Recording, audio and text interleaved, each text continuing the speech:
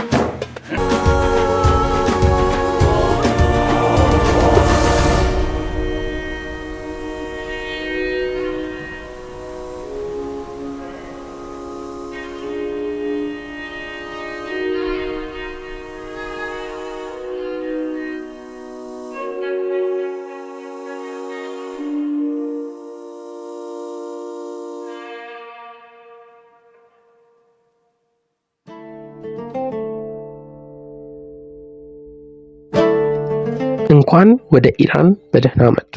ኢራን በታሪክና በባህል የተሞላች ውብ ሀገር ስትሆን ከጥንታዊ ከተሞች እስከ ተፈጥሯዊ ቦታዎች ድረስ ዛሬ በዚህ ቪዲዮ 12 የኢራን አስደናቂ ቦታዎችን እንመለከታለን።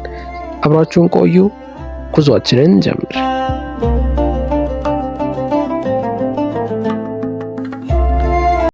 Do you like to drive? Do you want to earn money for it? Yango Pro is just what you need. ቁጥር 1 ፐርሰፕለስ የአሞኒድ ኢምፓየር ዋና ከተማ የሆነችው ፐርሰፕለስ የጥንቷ ፋርስን ክብርና ጸጋን ትመሰክራለች። በ518 አአ ታላቁ ዳሪዮስ ይህንን የዩኔስኮ የዓለም ቅርስ ቦታ መስርቷል። ይህም የግዛቱን የሥነ ሕንፃ ፈጠራና የብሔር ብዝሃነትን አጽንቶ ሰጥቷል። ሁለቱም እዚህ የአፓዳና ቤተ መንግስት ቆመዋል። ከግዛቱ የተውጣጡ ባለስልጣናት በታላቁ ኮምፕሌክስ እና በዙፋኑ አዳራሽ በትልልቅ አምዶችና በጥሩ ሁኔታ የንጉሱ ነገስቱን ህይወት የሚማርኩ ፎይታዎችን ያከበሩበት ቦታ ነው። ታላቁ እስክንድር በ330 ቢያባረረውም የፔፕሎስ ቅሪት አሁንም ያስደንቃል። የሲኢ አርኪኦሎጂ ውስብስብ የሆነውን የከተማ ዲዛይንና የስርዓት ማዕከልንም አጋልጧል። የከተማ ሁኔታ የፋርስ ነገስታት መቃብሮች፣ ቤተ መንግስቶች እና አዳራሾች በተቆረጡበት ቦታ ታሪክ ተሰርቷል። በአሁኑ ጊዜ ፐርሴፕለስ የኢራንን ኩራትና ባህል ያመለክታል።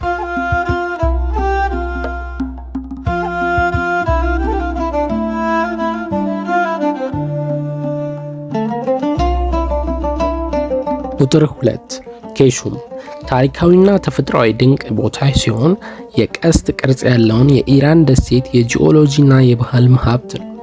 ቀጥተኛ የሆርሙዝ ሰማያዊ ውሃ ያልተነኩ ታሪኮችንና በፕላኔት ላይ ያሉ ስነ ምህዳራዊ ልዩነቶችን እንጂ ደሴትን አያገኝም።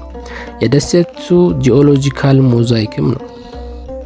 በዓለም ረጅሙ የናማካን የጨው ዋሻ እንዲሁም በነፋስ እና በውሃ የተቀረጸ የኮከቦች ሸለቆም ይገኛሉ። የዩኔስኮ ግሎባል ጂኦአርኪኩም ስለ ምድረ ታሪክም ይናገራል። በኬሹም ደሴት የመሬት አቀማመጥ ላይ የተቀረጸው የጂኦሎጂካል ማስተር ስራ ቻኩን ካንየን ነው። በአፈር መሸርሸር የተገነባው 100 ሜትር ከፍታ ያለው ግድግዳ አስደናቂ ማሳያም ነው። ብዙውን ጊዜ የመካከለኛው ምስራቅ ግራንድ ካንየን ተብሎ የሚጠራው ይህ መታየት ያለበት መዳረሻ አስደናቂ አመለካከቶችንና ያልተለመዱ የድንጋይ ቅርጾችን የያዘ የሺህ ዓመታት የተፈጥሮ ታሪክን ያንጸባርቃል።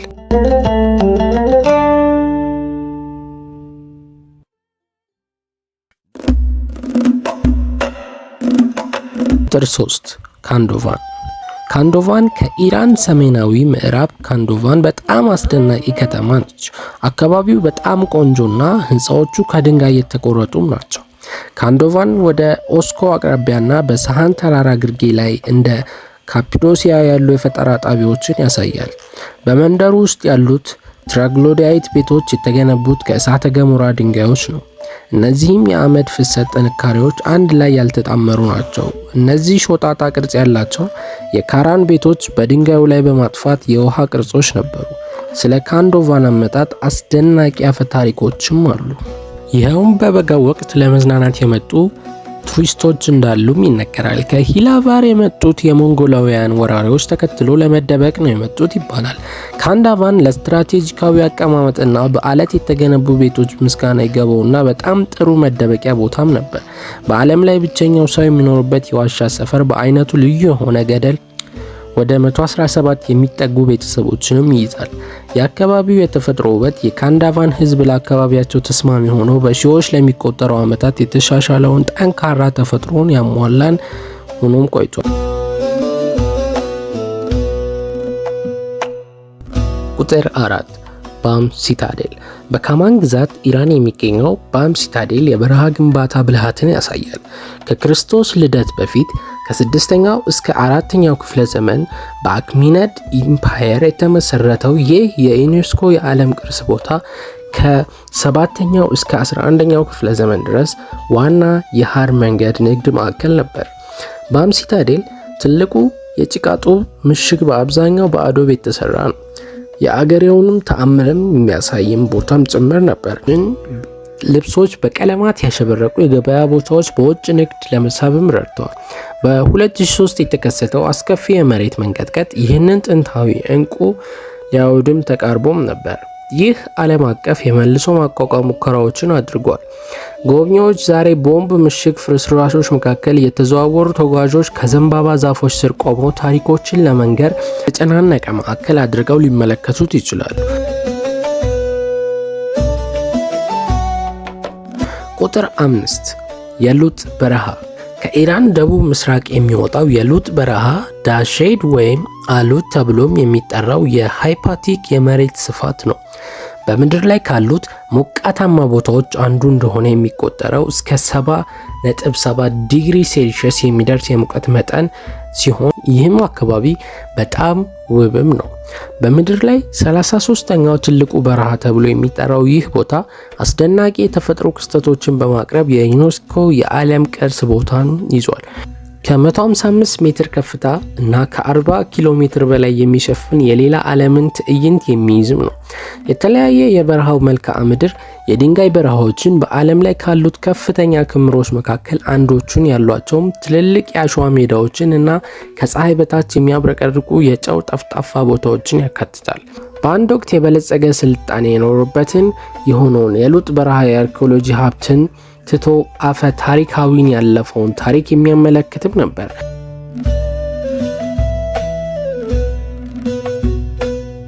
ቁጥር 6 ቴሄራን። ኢራን ዋና ከተማ በዘመናዊነትና በውርስ መካከል ያለች አገርን ያሳያል። በ16.8 ሚሊዮን ተጨማሪ ሰዎች በሜትሮፖሊታን አካባቢ ይኖራሉ። በኢራን ዋና ከተማ 9.4 ሚሊዮን ነዋሪዎች ያሏት ይቺ የምዕራብ እስያ ማዕከልም ናት። ከተማዋ ከሚላድ ግንብና ከአዚድ ግንብ ሬጊዮንና ዘመናዊን ትይዛለች። የቴህራን ያለፈ ታሪክ በሁሉም ቦታ ይገኛል። ከጎላስታን ቤተ መንግስት እስከ ቅመማ ቅመም ተኮር መንገዶችና በግራንድ ባዛር የሚሸጡ ነጋዴዎች ድረስ ቴህራን ያለፈውን ታሪክ የምታከብር ሕያው ከተማ ናት። ነገር ግን ልማትን ትቀበላለች። እንደ ታቢያት ድልድይ ያሉ ዘመናዊ ህንፃዎች ከአልቦር ተራሮች ጋር ሰፋ ያለ ከተማ እይታ ይሰጣሉ። ይቺ ከተማ እንግዶች የራሷን የፈጠራና የታሪክ የተንጣለለ ምግቧን፣ ባህሏን እና ውበቷን እንዲደሰቱ ትቀበላለች።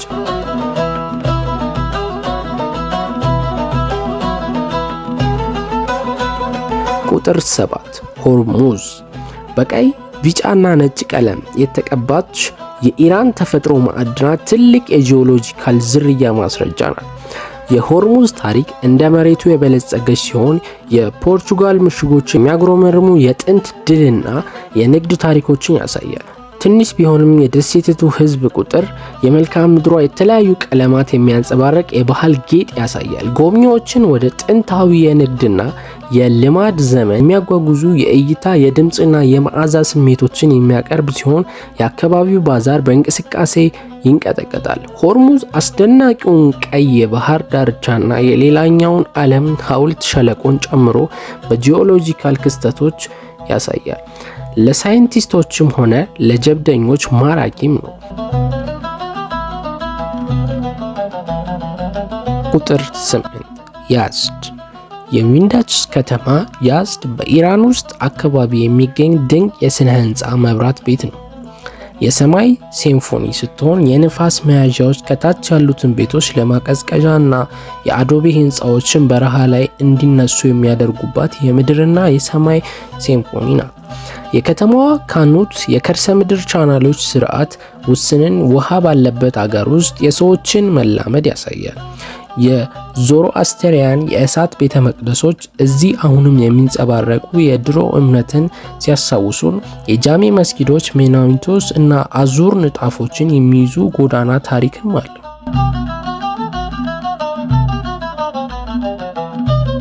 ቁጥር 9 ሌክ ኡርሚያ። በመጀመሪያ በምድር ላይ ሁለተኛው ትልቁ የጨው ሐይቅ የኡርሚያ ሐይቅ በምስራቅ ኢራንና በምዕራብ አዘርባይጃን ግዛቶች መካከል የተደበቁ የሚያብረቀርቁ እንቁ ሀብት ነው። ልክ እንደ ሙት ባህር ይህ ሃይፐርሳሊን ሐይቅ ጉልህ የሆነ የስነ ምህዳር ለውጦችን አስተናግዷል። በቅርብ ዓመታት ውስጥ የውሃ መዞር እና ረዘም ላለ ጊዜ ድርቅ ምክንያት ዋናው መሸርሸር፣ ያም ሆኖ ለብዙ ዝርያዎች ፍላሚንጎዎችና ሌሎች የሚፈልሱ ወፎችን ጨምሮ ወሳኝ መኖሪያ ይሰጣል። ኡርሚያ ሌክን ማደስ ብሔራዊ ቅድሚያ የሚሰጠው ጉዳይም ሆኗል።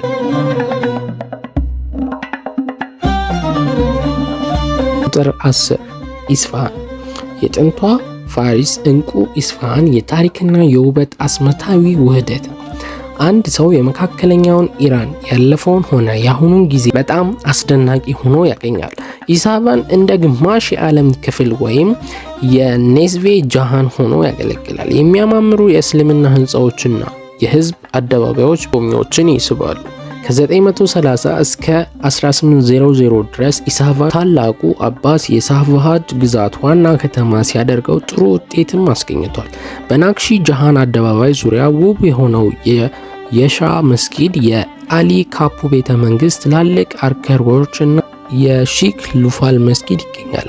እንደ ሲዮፖል እና ካጁ ያሉ ታሪካዊ ድልድዮች ያሉት የጽዮን ወንዝ የከተማዋን ጥበብና ባህል ለማሳየት ጸጥ ያለ ቦታ ነው። ኢስፋሃን ከተማ ብቻ አይደለም፣ የፋርስን ህዝብ የፈጠራ ችሎታና መንፈስም ያሳያል። የትም ብትመለከቱ ታሪኮች፣ የአትክልት ስፍራዎችና ጸሎቶች አሉ። ሰዎች በታሪክ ጎዳናዋ ሲራመዱ የፋርስን ባህል እንዴት እንደሚያሳዩ ይገረማሉ። ቁጥር 11 ፒራን። በኢራን ውስጥ ካሉት የዛግሮስ ተራራዎች የሚወጣው የፒራን ፏፏቴ አስደናቂ 150 ሜትር ጠብታ ያለው ሲሆን ለምለም ተክሎችና ከበስተጀርባው ሻካራ መሬት አለው። ባለ 2 ደረጃ ፍሰቱ የክማንን መልክዓ ምድር ተፈጥሯዊ ውበት የሚያሳይ ጸጥ ያለ ግን አስደናቂ ትርኢት ይፈጥራል።